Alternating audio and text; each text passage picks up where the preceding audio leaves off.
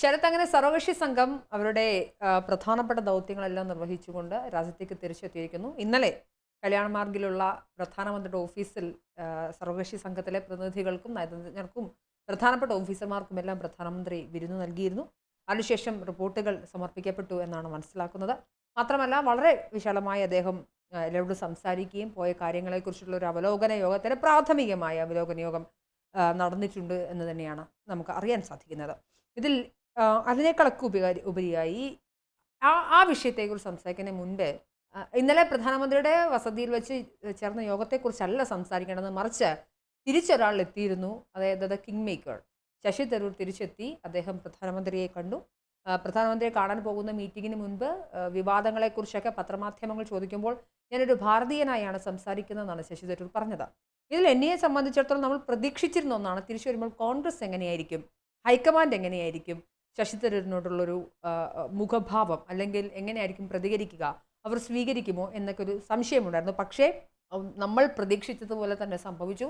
ശശി തരൂരിനെ വിളിക്കാനോ ഒന്ന് സംസാരിക്കാനോ വിശദീകരണങ്ങൾ കേൾക്കാനോ പോലും കോൺഗ്രസ് തയ്യാറായിട്ടില്ല. ഈ പ്രതിനിധി സംഘത്തിലേക്ക് കോൺഗ്രസ് നാമനിർദ്ദേശം ചെയ്ത ആനന്ദ് ശർമ്മയോട് മാത്രം കാര്യങ്ങൾ വിശദീകരണം തേടി.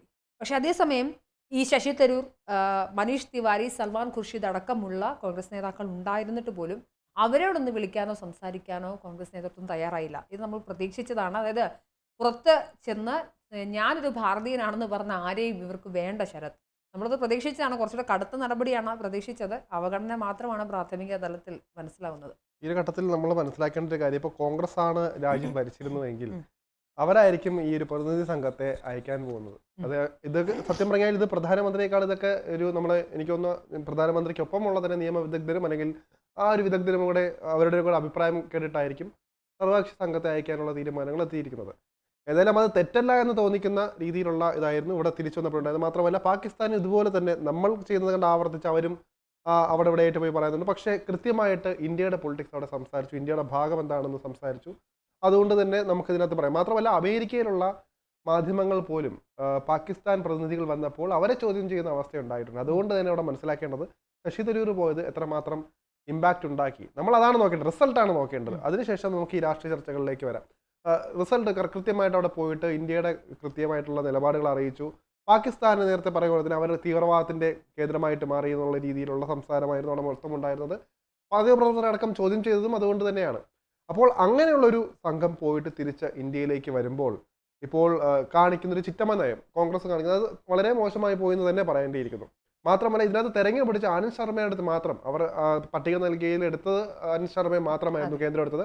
അത് മാത്രം ടാർഗറ്റ് ചെയ്യുന്നത് ഈ 3 പേരും കോൺഗ്രസ് പറയും, നമ്മൾ പാർട്ടി പറയും, അതിനുശേഷം നിങ്ങൾ മിണ്ടിയാൽ മതി. അവർ ഇപ്പം പോയതിനെ കുറിച്ചൊക്കെ പ്രസ് ബ്രീഫിംഗ് നടത്താൻ അവർക്ക് താല്പര്യമുണ്ട് എന്നാണ് അറിയുന്നത്. പക്ഷേ കോൺഗ്രസ് ഇതുവരെ അനുമതി കൊടുത്തിട്ടില്ല. മാത്രമല്ല, നേരത്തെ പറഞ്ഞെടുത്ത് വെച്ച് പറയുകയാണെങ്കിൽ ഇപ്പോൾ കോൺഗ്രസ് ആണ് ഇത് നിന്നിരുന്നെങ്കിൽ ശശി തരൂരൊന്നും ചിലപ്പോൾ അവിടെ പോകണം എന്നില്ല. അവിടെ സത്യം പറയുക ഏതെങ്കിലും ഒരു പാവകൾ അങ്ങനെ തന്നെ പറയണം. കാരണം രാഷ്ട്രീയമായിട്ട് കാണുന്നത് മാത്രം രാഷ്ട്രീയത്തെയും ഒരുമിച്ച് കാണുന്നവർക്ക് അങ്ങനെ പറ്റുള്ളൂ.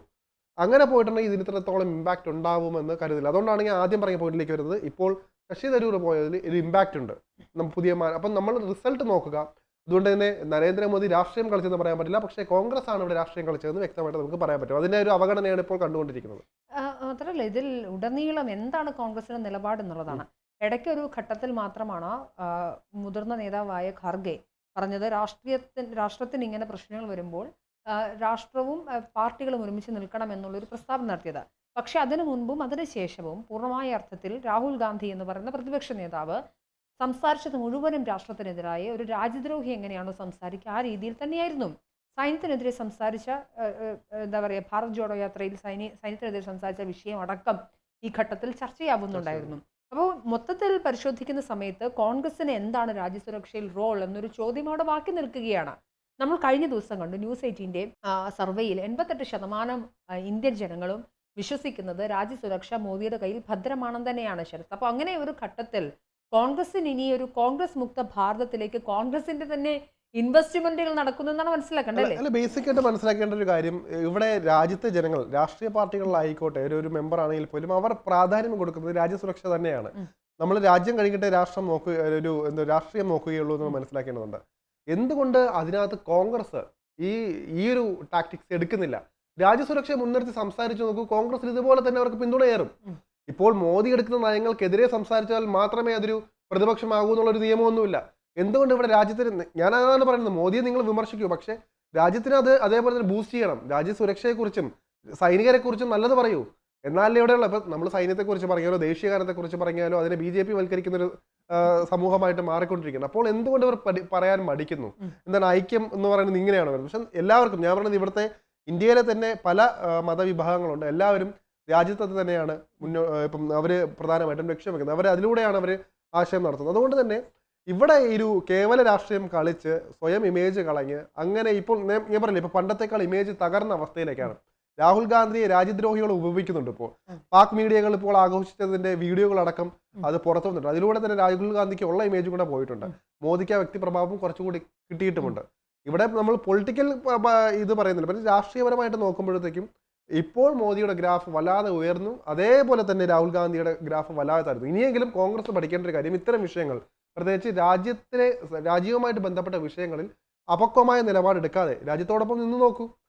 ഇപ്പൊ ഭൂരിപക്ഷത്തിനോടൊപ്പം നിന്നിട്ട് മാത്രമേ കാര്യമുള്ളൂ. അവിടെ ജനങ്ങളെയാണ് നോക്കേണ്ടത്. അല്ലാണ്ട് ഒരു രാഷ്ട്രീയ പാർട്ടി എന്ത് പറയുന്നോ അതിന്റെ നേർ വിപരീതം പറഞ്ഞാൽ മാത്രമേ രക്ഷയുള്ളൂ എന്നുള്ള അടിസ്ഥാനപരമായിട്ടുള്ള, അതായത് പരമ്പരാഗതമായി കൊണ്ടുവരുന്ന ആ ഒരു ചട്ടം അത് മാറ്റി പുതിയ ഇത്തരം കാര്യങ്ങളിൽ കൂടി ഹാൻഡിൽ ചെയ്തിട്ടേ കാര്യമുള്ളൂ. അല്ലെങ്കിൽ രാഹുൽ ഗാന്ധി ഇനിയും പഠിച്ച രാഷ്ട്രീയമൊന്നും രാഷ്ട്രീയമല്ലെന്നേ പറയാനുള്ളൂ.